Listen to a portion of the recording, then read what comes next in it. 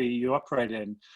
I'll come back to the European Commission paper. What they talk about is, applications which are high risk, or maybe activities which are high risk. So, if you're in the business of autonomous vehicle development, then you're in a high risk industry. You're doing something that if it goes wrong, people could die.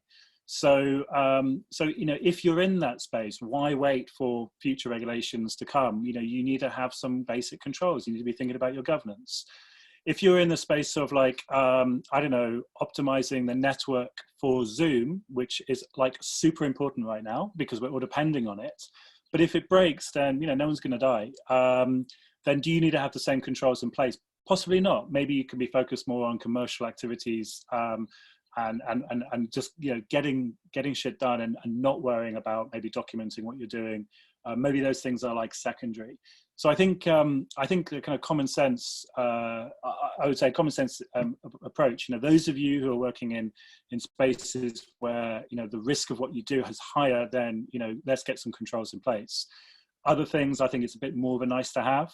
But I think inevitably over time best practice will emerge, and in software development now, there